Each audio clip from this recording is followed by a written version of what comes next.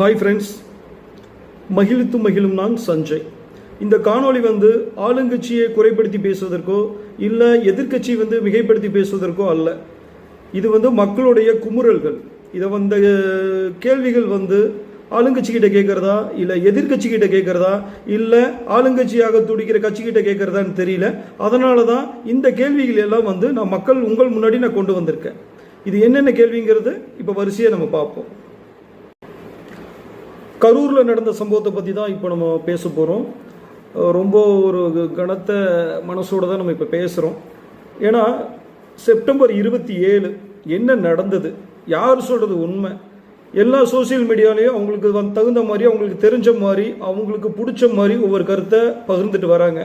இதில் யார் சொல்கிறது உண்மை, யார் சொல்கிறது பொய்ன்னு இது வரைக்கும் எந்த ஒரு மனிதனாலையும் ஜட்ஜ் பண்ண முடியாத ஒரு விஷயமா தான் இந்த கரூர் சம்பவம் நடந்துட்டுருக்கு.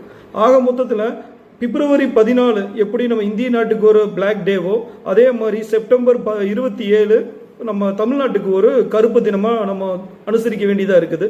ஏன்னா கல் நெஞ்சக்காரங்களையும் கரைய வைக்கிற ஒரு நாள் தான் அந்த செப்டம்பர் 27. எந்த ஒரு நாட்டுக்கும் எந்த ஒரு மக்களுக்கும் இந்த மாதிரி ஒரு சம்பவம், இந்த மாதிரி ஒரு துயரமான ஒரு நாள் எப்பவும் வரக்கூடாதுங்கிறதுக்கு வேண்டி நம்ம கடவுளை நம்ம பிரார்த்திக்க வேண்டியதாக இருக்குது. அந்த மாதிரி கனவுலையும் கூட நினச்சி பார்க்காத ஒரு சம்பவம் தான் இப்போ நம்ம தமிழ்நாட்டில் நடந்திருக்கு. அந்த நாட்டில் நடந்திருக்கு, இந்த நாட்டில் நடந்திருக்கு நம்ம கேள்விப்பட்டது போய் இப்போ நம்ம நாட்டிலேயே, நம்ம ஏரியாலேயே, நம்ம வீதியிலேயே இந்த மாதிரியெல்லாம் நடக்குதுன்னு நம்ம நினைக்கும் போது ரொம்ப மனசுக்கு வருத்தமாக இருக்குது. மக்கள் கேட்க வேண்டிய கேள்விகளில் சில கேள்விகள் மட்டும் இதில் கேட்குறேன் நான். இதுக்கு யாருக்காவது பதில் தெரிஞ்சுன்னா உங்களோட பதிலை இதில் நீங்கள் சொல்லுங்கள். ஸோ இப்போ விஜய்க்கு ஏன் விஜய் வர கூட்டத்துக்கு ஏன் சரியான பாதுகாப்பு கொடுக்கல, இதுதான் முதல் கேள்வி. இப்போ விஜய்க்கு விஜய் நடத்துறது இது ஃபர்ஸ்ட் கூட்டம் இல்லை, இது 3வது கூட்டம். இந்த மூணாவது கூட்டத்தில் எவ்வளோ கூட்டங்கள், மக்கள் கூட்டம் எவ்வளோ வருங்கிறது எல்லாத்தினாலையும் யூகிக்க முடியும். அது மட்டும் இல்லாமல் உளவுத்துறைக்கு இது நல்லாவே தெரியும். அப்படி தெரிஞ்சிருந்தும் எதனால் உரிய பாதுகாப்பு காவல்துறையால் கொடுக்க முடியல? இல்லை சார், எனக்கு இமிடியேட்டாக தான் இந்த கூட்டங்கள் அதிகமாச்சுன்னு சொன்னாலும் விஜய் 1 மணி நேரம் 2 மணி நேரம் லேட்டாக இருந்தாலும் அந்த கூட்டத்தை பார்த்துட்டு இமீடியட்டாக இந்த கூட்டத்துக்கு ஒரு தகுந்த பாதுகாப்பு கொடுத்துருக்கலாம். இந்த தகுந்த பாதுகாப்பு கொடுக்கும்போது இத்தனை உயிரிழப்பை நம்ம நாட்டு மக்கள், நம்ம கூட பிறக்காத சில உயிர்களை நம்ம இதிலிருந்து காப்பாற்றிருக்க முடிஞ்சிருக்கும். சரி, இங்க ஓகே. இன்னொரு முக்கியமான விஷயம், இங்க போலீஸ் பாதுகாப்புலாம் இருக்கா இல்லையா? போலீஸோட கைகள்லாம் கட்டப்பட்டிருக்குன்னு நினைக்கிறேன். போலீசார் மக்கள் தான் சார் எஜமானர்கள். மக்களுக்காக மட்டும்தான் பயப்படணும், வேற யாருக்காகவுமே பயப்படணும்னு அவசியமே கிடையாது. இன்னும் 6 மாசம்தான். ஆட்சி மாறும், காட்சி மாறும், அதிகாரம் கை மாறும். உண்மையான மக்களாட்சி, மனசாட்சி உள்ள மக்களாட்சி அமையும். அப்ப தெரியும் எல்லாருக்கும் சுதந்திரமும் பாதுகாப்பும் 100% வரும். அதே மாதிரி 2 கூட்டத்திலையும் சொல்லாத ஒரு கேள்வியை, கேட்காத ஒரு கேள்வியை விஜய் இந்த கூட்டத்தில், கரூர் கூட்டத்தில் சொல்ல காரணம் என்ன? காவல்துறை அதிகாரிகள் கைகள் கட்டப்பட்டதா? காவல்துறை அதிகாரிகள் இருக்கிறீங்களா இந்த கூட்டத்தில்? ஏன்னா அவ்வளோ கூட்டத்திலையும் கண்ணுக்கிட்ட தூரம் வரைக்கும் காவல்துறை அதிகாரிகளே காணும். அதனால தான் விஜய் இந்த கூட்டத்தை பார்த்து இந்த கேள்வி கேட்க காரணம். ஸோ அப்போ ஒரு அசம்பாவிதம் நடக்க போகுதுங்கிறது இந்த கேள்வியிலேயே எல்லாத்துக்கும் தெரிகிற மாதிரி ஆகிப்போச்சு. ஸோ எல்லா காவல்துறை அதிகாரிகளையும் நம்ம குறை சொல்ல முடியாது. ஏன்னா நம்ம அன்றாட வாழ்க்கையில் நம்ம பார்க்குறோம், ஒரு சிஎம் வந்தாலோ, இல்லை ஒரு ஆளுநர் வந்தாலோ, இல்லை ஒரு பிரைம் மினிஸ்டர் வந்தாலோ, இல்லை ஒரு எம்எல்ஏ வந்தாலோ, ஒரு அமைச்சர் வந்தாலோ, காலையிலேருந்து நைட்டு வரைக்கும் கால் கிடக்க நின்று அவங்கள வந்துட்டு போகிற வரைக்கும் எந்த ஒரு டிராஃபிக்கும் இல்லாமல் எல்லாத்தையும் காவல்துறை அதிகாரிக்கு தான் பார்த்துட்டு இருக்காங்க. அதனால் காவல்துறை அதிகாரிகள் இது வேணும்ட்டு பண்ணாங்க அப்படின்னு காவல்துறை அதிகாரிகள் மேலே மட்டும் நம்ம இது தப்பு சொல்ல முடியாது. ஸோ விஜய் சொன்ன மாதிரி உங்கள் கைகள் கட்டப்பட்டு இருக்கிறதா அப்படிங்கிற இந்த கேள்விக்கு காவல்துறை அதிகாரிகள் தான் பதில் சொல்லணும், அங்கே இருக்கிறவங்க தான் பதில் சொல்லணும். ஏன்னா இவ்வளோ கூட்டத்தில் 500 காவல்துறை அதிகாரிகள் மட்டும்தான், காவல்துறை ஆய்வாளர்கள், காவல்துறை அதிகாரிகள் அவங்க மட்டும்தான் இந்த 17,000 20,000 மக்கள் கூடியிருக்கிற கூட்டத்துக்கு பாதுகாப்பு சரியா அப்படிங்கிற இந்த கேள்வி 2வது கேள்வியாக கேட்கப்படுது. 3வது கேள்வி, ஒரு பொதுக்கூட்டம் நடந்தாலோ இல்லை ஒரு கோயில் ஃபங்க்ஷன் நடந்தாலோ அங்கே வந்து சேஃப்டிக்கு வந்து ஃபயர் சர்வீஸ் வண்டியும் ஆம்புலன்ஸும் வந்து சேஃப்டிக்கு நிறுத்தியிருப்பாங்க. அப்போது அந்த கூட்டத்தில் ஃபயர் சர்வீஸும் சேஃப்டிக்கு ஆம்புலன்ஸும் நிறுத்தி வைக்கப்பட்டிருந்ததுன்னா இந்த கூட்ட நெரிசலில் இந்த மாதிரி மூச்சு திணறி இறந்தவங்களுக்கு ஃபர்ஸ்ட் எய்ட் கொடுக்கப்பட்டதா, இல்லை ஹாஸ்பிட்டலில் சொன்னாங்க வரும் வழியில் தான் சில உயிர்களெல்லாம் போயிருக்கு அப்படின்னு சொல்லியிருக்காங்க. வரும் வழியில் போயிருந்ததுன்னா ஆம்புலன்ஸில் ஃபர்ஸ்ட் எய்டாக வந்து ஆக்சிஜன் சிலிண்டர் வச்சுருப்பாங்க. அப்படி நம்ம யாரையுமே நம்மளால் காப்பாற்ற முடியலையா? இந்த மாதிரி மூணாவது கேள்வி வந்து ஸ்ட்ராங்காக கேட்குறாங்க. ஏன்னா இத்தனை உயிர்கள் ஒரு கூட்ட நெரிசலில் மூச்சு திணறல இத்தனை உயிர்கள், அது வந்து ஒரு 17,000 கூட்டம் தான், 17,000 மக்கள் அந்த கூட்டத்தில் இருக்காங்க. இந்த கூட்டத்தில் மூச்சு திணறல 40 பேர் இறந்துருக்குங்கிறது ஒரு பெரிய அதிர்ச்சியாக இருக்குது. அதுவும் வந்து வர வழியில் சில உயிர்கள் போயிருக்குன்னு சொல்கிற ஹாஸ்பிட்டலில் சொன்ன ஒரு விளக்கங்கள் வந்து இனிமே வந்து சந்தேகத்தை எழுப்புற மாதிரி இருக்குது. ஏன்னா ஆம்புலன்ஸில் பார்த்தீங்கன்னா உங்களுக்கு ஃபர்ஸ்ட் எய்டாக வந்து ஆக்சிஜன் சிலிண்டர் வச்சுருப்பாங்க. ஆக்சிஜன் சிலிண்டர் இமிடியேட்டாக கொடுக்கும்போது சில உயிர்களை நம்ம காப்பாற்றிருக்கலாம். இது வந்து மக்களோட ஸ்ட்ராங்கான மூணாவது கேள்வியாக வந்து கேட்கப்படும்.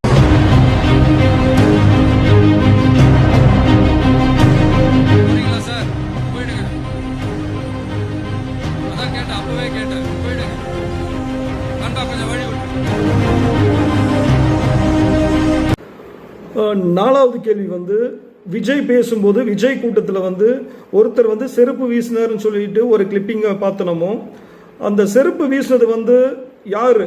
அந்த கேள்வி வந்து மக்களிடத்தில் வந்து ஒரு பரவலாக கேட்கப்படுற ஒரு கேள்வி.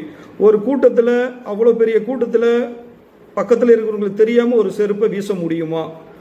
அப்போது அது வந்து ஒன்று விஜய் ரசிகராக இருக்காது, விஜயரோட கட்சி தோழர்களாக இருக்காது, கட்சி தொண்டர்களாகவும் இருக்காது. அப்போ அங்கே வீசுனது யார்? அப்போது அவரை சுற்றி இருந்தவங்க எல்லாமே வந்து எதிராளிகள் ஒரு கூட்டமாக உள்ளே வந்திருக்காங்களா? அந்த கூட்டத்தில் இருந்து தான் விஜயோட ரசிகர்களுக்கும் விஜயோட கட்சி தொண்டர்களுக்கும் தெரியாமல் தான் அந்த செருப்பு விஜய் நோக்கி வீசப்பட்டதான். இந்த கேள்வி வந்து நாலாவது கேள்வியாக வந்து ஸ்ட்ராங்காக கேட்குறாங்க. ஆனால் இது வந்து விஜய் கூட்டத்தில் 360 டிகிரி கேமரா வந்து யூஸ் பண்ணப்பட்டிருக்குது. அந்த 360 கேமராவில் இந்த காட்சி கண்டிப்பாக பதிவாயிருக்கும். இதுவும் கூடிய சீக்கிரம் இதற்குண்டான விடையும் வெட்ட வெளிச்சமாக வெளியில் வரும். அடுத்தது 5வது கேள்வி. இந்த கேள்வி வந்து ரொம்ப ரொம்ப முக்கியமான கேள்வி. இந்த கேள்வி வந்து சமூக ஊடகங்கள்லையும் சோசியல் மீடியாஸ்லையும் யூடியூப் சேனல்லையும் ரொம்ப ரொம்ப காமெடியாக சித்தரிக்கப்படுற ஒரு கேள்வியாக இருக்குது. என்ன கேள்வினா, சம்பவம் நடந்த இடத்துல ஹாஸ்பிட்டலுக்கு எப்படியும் அமைச்சரும் கரண்டில் இருக்க அமைச்சரும் எப்படி உடனுக்குடன் வந்தாங்க? அப்போது இது முன்கூட்டியே தெரியுமா? அதே மாதிரி வாட்டர் பாட்டில் முதல் கொண்டு எப்படி இவங்களோட லேபிள் ஒட்டி வந்து கொடுத்துருக்காங்க எல்லாத்துக்கும், இதெல்லாமே முன்னேற்பாடா அப்படிங்கிற மாதிரி ஒரு கேள்வி வந்து சமூக வலைதளத்தில் வந்து ரொம்ப காமெடியாக வந்து இதை சித்தரிக்கப்பட்டு வந்துட்டு இருக்குது. இது எப்படி அவங்களால சாத்தியமாச்சு? இந்த கேள்விக்கு அவங்க மட்டும்தான் பதில் சொல்கிற மாதிரி இருக்குது. அதே மாதிரி ஒரு துயரமான ஒரு சம்பவத்தில் அந்த கிளிப்பிங்ஸ், இந்த கிளிப்பிங்ஸை பாருங்கள் நீங்கள். இந்த கிளிப்பிங்ஸில் இவ்வளோ பெரிய இத்தனை உயிர்கள் போயிருக்கு, இவ்வளோ பெரிய சம்பவம் நடந்திருக்கு, அதுவும் வந்து அந்த அமைச்சரோட ஏரியாலேயே நடந்திருக்குங்கும் போது அவரை க்ளோஸ்அப்பில் காட்டுறாங்க. அந்த கிளிப்பிங்ஸ் பார்த்தீங்கன்னாலே தெரியும். ஒரு பதட்டமே இல்லாமல் கேஷுவலாக எப்படி ஒருத்தர்னால நிற்க முடியும்? இந்த கேள்வி வந்து எல்லாத்துக்குமே ஒரு சந்தேகத்தை தூண்டுறதா ஒரு கேள்வியாக அமைஞ்சிருக்குது. இதுக்கு அவங்க தான் பதில் சொல்லணும். 6வது கேள்வி, விஜய்க்கு வந்து ஏன் தகுதியான இடத்த ஏன் வந்து ஒரு அரசாங்கத்தால் கொடுக்க முடியல? ஸோ நீங்கள் கொடுத்துருக்கிற இடம் வந்து ரொம்ப ரொம்ப குறுகலான நேரான ஒரு இடமா இருக்குது. இந்த இடத்துல மினிமம் ஒரு 5000 மக்கள் வந்து ஒரு கூட்டமாக கூடுறதே ஒரு பெரிய விஷயமா இருக்கிற இடத்துல 10,000, 15,000, 20,000 மக்கள் கூடியிருக்காங்கன்னா அப்போ வந்து இது வந்து ஃபஸ்ட்டு டைம் இல்லை. நீங்கள் கொடுத்த 2 டைமுமே 2 இடம், விஜய் நடத்தின 2 கூட்டத்திலையும் இடம் வந்து சரியாக வழங்கப்படலை, நாங்கள் கேட்குற இடம் கொடுக்க மாட்டேங்கிறாங்கிறது விஜயே வந்து 2 மீட்டிங்லேயும் வந்து பேசியிருக்காரு. அப்படி இருந்தும் 3வது மீட்டிங்க்கும் ஏன் இவ்வளோ குறுகலான இடம் கொடுக்குறீங்க? ஒரு முக்கியமான விஷயம் உங்கள்கிட்ட நான் ஷேர் பண்ணணும்னு நினைக்கிறேன். ஏன்னா நான் கோயம்புத்தூர்காரங்கிறங்காட்டி எதுக்கு சொல்கிறேன்னா, விஜயோட கோயம்புத்தூர் மீட்டிங் வந்து சிவானந்தா காலனின்னு ஒரு பகுதியில் நீங்கள் வந்து கொடுத்துருக்கீங்க. அவரோட மீட்டிங் வந்து இந்த மந்தில் இருக்குது, அதாவது அக்டோபர் மந்தில் வந்து இருக்குதுன்னு சொல்லி அனௌன்ஸ் பண்ணியிருந்தாங்க. அந்த இடத்த நீங்கள் வந்து பார்த்துருந்தீங்கன்னா இவ்வளோ தூரம் நீங்கள் பேசவே மாட்டீங்க. அந்த இடம் சிவானந்தா காலனினா ஒரு மேக்சிமம் ஒரு 1000 to 1500 மெம்பர்ஸ் மட்டும்தான், மக்கள் மட்டும்தான் அங்கே கூடவே முடியும். அந்த மாதிரி ஒரு இடத்துல 20,000 30,000 40,000 மக்கள் கூற ஒரு கூட்டம் விஜய்க்கு வந்து அந்த இடத்த நீங்கள் தேர்வு செஞ்சு கொடுத்தது எந்த வகையில் வந்து அது நியாயமாக இருக்குது? ஒரு சொல்லப்போனால் கரூரில் நடந்த சம்பவத்தை விட அது திட்டமிட்டோ இல்லை வந்து தற்செயலாக நடந்த செயலாக இருந்தாலுமே அதை விட பாதிப்பு கோயம்புத்தூரில் நடந்திருக்கும். ஏன்னா கோயம்புத்தூரில் செலக்ட் பண்ணியிருக்க இடம் வந்து ரொம்ப ரொம்ப சிறுசு. மேக்சிமம் ஒரு 1500 பேர் தான் அங்கே இருக்க முடியும் அந்த சந்தில். அது ஆக்சுவலாக ஒரு சந்து. சிவானந்த காலனிங்கிறது ஒரு சின்ன இடம். அந்த இடத்துல வந்து விஜய்க்கு கூட்டம் நடத்துறதுக்கு நீங்கள் அனுமதி கொடுத்ததே ஒரு விசாரிக்காம, ஒரு எப்படி சொல்றது, விசாரிக்காம கொடுத்த இடம் தான் அது. சர்க்கஸ் நடத்துறதுக்கும் ஃபர்னிச்சர் அந்த மாதிரி எக்ஸிபிஷன் நடத்துறதுக்கும் பெரிய பெரிய இடம் கொடிஷா இருக்குது, விஓசி பார்க் இருக்குது. அந்த மாதிரி இடங்கள் நீங்கள் கொடுக்கும்போது ஒரு செலிபிரிட்டி, அதாவது அவரே சொல்லியிருக்காரு, தன்னோட கேரியரின் உச்சத்தை விட்டுட்டு வந்த ஒரு ஆக்டர் விஜய்க்கு நீங்கள் இந்த சிவானந்த காலனியை வந்து நீங்கள் செலக்ட் பண்ணி கொடுத்துருக்கிறது வந்து ரொம்ப ரொம்ப ஒரு அபட்டமான ஒரு இதாக இருக்குது. ஸோ இந்த இடத்துல விஜய்னால கூட்டத்தை விஜய்க்கு வர கூட்டத்தை இந்த ஏரியாவில் கோயம்புத்தூரில் சமாளிக்கவே முடியாது. நீங்கள் அதுக்கு ஏதாவது ஒரு பொட்டல் கார்டில் கொடுத்துருந்தீங்கன்னா அவங்களே அந்த இடத்த ரெடி பண்ணி கூட்டத்தை நடத்தியிருப்பாங்க. அதே மாதிரி நீங்கள் ஒரு கூட்டம் நடத்துகிறாங்க அப்படின்னா ஏன் சிட்டிக்குள்ளே சென்ட்ரா போக்குவரத்துக்கு இடையூறா ஆம்புலன்ஸ் வந்துட்டு போகிற வழியாக பார்த்து நம்ம அந்த இடத்த வந்து எதிர்கட்சிகளுக்கு ஆப்போசிட் கட்சிக்காரங்களுக்கு நம்ம ஏன் வந்து அதை செலக்ட் பண்ணி கொடுக்கணும்? இல்லை நீங்கள் கட்சி நடத்துகிறீங்களா, இல்லை கூட்டம் நடத்துகிறீங்களா, இல்லை நீங்கள் வந்து என்ன இது பண்ணினாலும் நீங்கள் தனியாக ஒரு ஆளே இல்லாத ஒரு பொட்டல் காட்டிலையோ இல்லை ஊருக்கு ஒதுக்குப்புறமான ஒரு இடத்துலையோ நீங்கள் நடத்திக்கலாம்னு சொல்லி பர்மிஷன் கொடுத்தீங்கன்னா அதை அவங்களால மறுக்க முடியுமா? நீங்கள் கொடுக்குற இடம், அவங்க கேட்குற இடத்த விட நீங்கள் கொடுக்குற இடத்துல மட்டும்தான் இந்த கூட்டங்களே நடக்குது. அப்போ இந்த கரூர் சம்பவத்துக்கு காரணம் யார் அப்படிங்கிற ஒரு கேள்வியும் இந்த இடத்துல வந்து இங்கே பதிவு செய்யப்படுது. இதுதான் வந்து மக்களோட 6வது கேள்வியாக இருக்குது. மக்களோட 7வது கேள்வி ரொம்ப ரொம்ப முக்கியமான ஒரு கேள்வியும் கூட.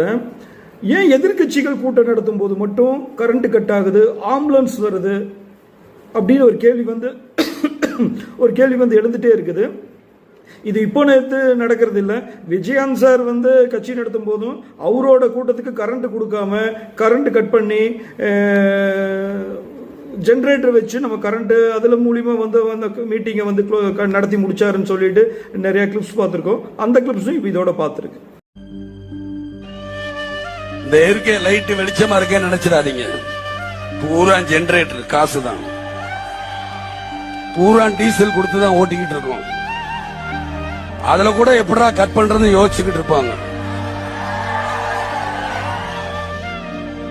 ஏன்னா இங்க திரும்பி போகும்பொழுது எச்சரிக்கையாக ஜாக்கிரதையாக போகணும். 10 வண்டியா போகணும், 15 வண்டியா போகணும். எங்கேயும் தொந்தரவு பண்ணக்கூடாது. தூக்கம் வந்தா ஒரு ஓரமா வண்டியை போட்டு படுத்து வைக்கிறது. ஸோ இந்த மாதிரி இருக்கும்போது ஏன் ஆளுங்கட்சி நடத்தும் போது, ஆளுங்கட்சி இப்போ கரண்ட்ல இருக்க ஆளுங்கட்சி நான் சொல்ல வரல, பொதுவாகவே எந்த ஆளுங்கட்சி நடந்துட்டு இருந்தாலும் எதிர்கட்சிகள் கூட்டம் நடத்தும் போது பவர் கட் ஆகுறதும் ஆம்புலன்ஸ் வர்றதும் ஒரு வாடிக்கையா இருக்குது. ஒன்றும் இல்லை, இப்போ சமீபத்தில் எடப்பாடி ஐயா அவர்களே பார்த்தீங்கன்னா ஒவ்வொரு மீட்டிங் நடத்தும் போது ஒவ்வொரு ஆம்புலன்ஸ் வந்துட்டு போய் ரொம்ப இரிட்டேட் ஆகி போச்சு. ஏன்னா அவங்களுக்கு கொடுக்குற இடம் அந்த மாதிரி இடமா இருக்குது. ஸோ மக்களை சந்திக்கிறதுக்கு அவங்களுக்கு கொடுக்குற இடம் அந்த மாதிரி இருக்கு. அந்த ஒரு டென்ஷன், ஒரு அதையும் மீறி அவர் வந்து அந்த ஆம்புலன்ஸை செக் பண்ணுற மாதிரி ஆகிப்போச்சு ஒரு நிகழ்ச்சியில், ஒரு கூட்டத்தில். ஸோ இந்த மாதிரி டவுட்ஃபுல் எல்லாம் நிறைய வர மாதிரி சில விஷயங்கள் நடக்கிறது ரொம்ப ரொம்ப ஒரு மக்களுக்கு வந்து ஒரு அன்கம்ஃபர்டபுளாக இருக்குது ஒரு கட்சி மேலே.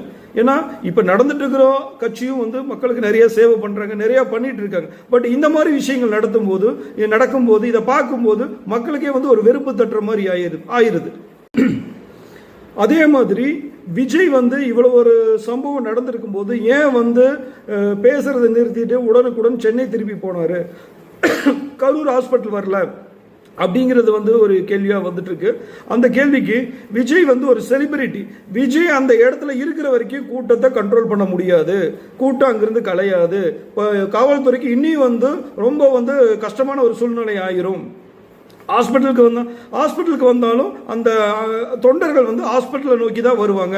அப்போ வந்து அடிபட்டவங்களுக்கோ இல்லை வந்து பாதிக்கப்பட்டவங்களுக்கோ கரெக்டான முறையில் ட்ரீட்மெண்ட் கொடுக்க முடியாது. அதே மாதிரி விஜய் இருக்கிற வரைக்கும் ஒரு இடத்துல அந்த கூட்டம் கலையாது. அந்த ஒரு காரணத்துக்காக தான் விஜய் அந்த இடத்துலேருந்து சென்னை நோக்கி போக காரணம் அப்படின்னு வந்து ஒரு தரப்பு மக்கள் வந்து சொல்லிட்டு இருக்காங்க. இது எந்த வகையில் உண்மை, இது எந்த வகையில் சாத்தியம் அப்படிங்கிறது வந்து மக்களாகிய நீங்கள் தான் வந்து இதுக்கும் பதில் சொல்லணும். இப்போ ஃபைனலாக வந்து எதிர்கட்சியில் என்ன சொல்கிறாங்க பார்ப்போம். ஏடிஎம்கே தரப்பில் வந்து ப்ரொடக்ஷன் நீங்கள் வந்து சரியாக கொடுக்கல, விஜய்க்கு அந்த கூட்டத்துக்கு வந்து சரியான போலீஸ் பாதுகாப்பு கரெக்டாக கொடுக்கல அப்படிங்கிறது வந்து ஏடிஎம்கேவோட குற்றச்சாட்டாக இருக்குது. டிஎம்கேவோட குற்றச்சாட்டு என்னன்னு கேட்டிங்கன்னா, விஜய் 3 மணிக்கு வரேன்னு சொன்னார், 4 மணி நேரம் லேட்டாக வந்து 7 மணிக்கு தான் வந்தார், அதனால தான் இந்த சம்பவம் நடந்தது. அதே மாதிரி வந்து 10,000 பேர் தான் கூட்டத்துக்கு வருவாங்கன்னு சொல்லியிருந்தாங்க, அதனால் நாங்கள் 500 போலீஸை கொடுத்துருந்தோம். ஆனால் வந்தது பார்த்தீங்கன்னா 17,000 20,000 பேர் மக்கள் வந்துட்டாங்க. அதனால் வந்து எங்களால் வந்து இது பண்ண முடியல.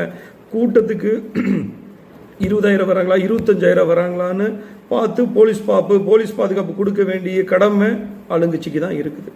அதே மாதிரி பிஜேபி சைடு அண்ணாமலை சார் என்ன சொல்றாருன்னா, அது என்ன சார் எப்போ பார்த்தாலும் ஆளுங்கட்சி நடத்தினா ஏகப்பட்ட போலீஸ் பாதுகாப்பு கொடுக்குறீங்க, எதிர்கட்சி ஏதாவது கூட்டம் நடத்தினா அதுக்கு போலீஸ் பாதுகாப்பு சரிவர கொடுக்கறது இல்லை அப்படின்னு சொல்லிட்டு அண்ணாமலை சார் வந்து சொல்லியிருக்காரு. அதே மாதிரி நயினார் நாகேந்திரன் சார் என்ன சொல்லியிருக்காருன்னா, அந்த கூட்டம் நடக்கும்போது 3 ட்ரிப்பு வந்து கரண்ட் ஆஃப் ஆச்சு, இது வந்து ரொம்ப சந்தேகத்தை ஏற்படுத்துகிற மாதிரி இருக்கு, இதுக்கு விசாரணை வேணும்னு சொல்லியிருக்காங்க. எல்லா கட்சிகளும் ஒன்றன் பின் ஒன்றாக முரண்பாடான கருத்துக்களை வந்து சொல்லிட்டு இருக்காங்க. இதுக்கு என்ன பதிலுங்கிறது நம்ம கூடிய சீக்கிரம் விசாரணையின் மூலமாக தான் நம்ம தெரிய வேண்டியதாக இருக்குது. அந்த மாதிரி சூழ்நிலையில் தான் நம்ம வாழ்ந்துட்டு இருக்கிறோம்.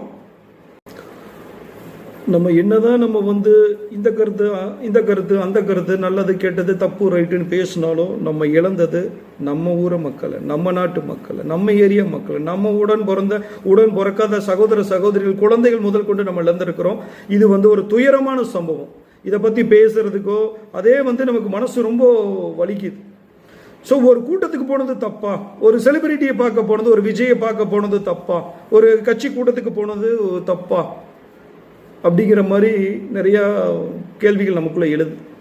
ஸோ பொதுவாக நான் எனக்கு தெரிஞ்ச ஒரு விஷயத்தை நான் சொல்கிறேன், எங்கே போனாலும் நம்மளோட சேஃப்டி நம்மளோட சேஃபை பார்த்துட்டு அதுக்கப்புறம் எந்த கூட்டத்துக்கு வேணாலும் போங்க. அதே மாதிரி அதிகப்படியான பொதுமக்கள் கூடுற கூட்டத்தில் குழந்தைகளை பொதுக்கூட்டமாகட்டும் இல்லை கட்சி மாநாடாகட்டும் நம்மளோட சேஃபை பார்த்துக்குங்க, தண்ணி எடுத்துகிட்டு போய்க்கிங்க, குழந்தைகளை கொஞ்சம் அவாய்ட் பண்ணுங்க. ஏன்னா நம்ம நாடு நமக்கு பாதுகாப்பு கொடுக்குதா, நம்ம போலீஸ் நமக்கு பாதுகாப்பு கொடுக்குதா, இல்லை நம்ம அண்ணன் தம்பிக்கு பாதுகாப்பு கொடுக்குறாங்களா, இல்லை நம்ம அப்பா அம்மா பாதுகாப்பு கொடுக்குறாங்களாங்கிறதெல்லாம் செகண்ட் திங். நம்ம தான் பாதுகாப்பு கொடுத்துக்கணும். ஏன்னா இப்போ இருக்கிற சூழ்நிலைகள் எல்லாமே வந்து அப்படிதான் இருக்கு. தப்பு யார் செஞ்சாலும் அவன் மேலே தப்பு, இவன் மேலே தப்பு, அவங்க மேலே தப்பு, இவங்க மேலே தப்பு, இதை தான் பேசுகிறாங்களே ஒழிய பாதிக்கப்பட்ட யாருக்கும் வந்து கரெக்டான நீதி கிடைச்சதாங்கிறது கொஸ்டின் மார்க்காக தான் இருக்குது.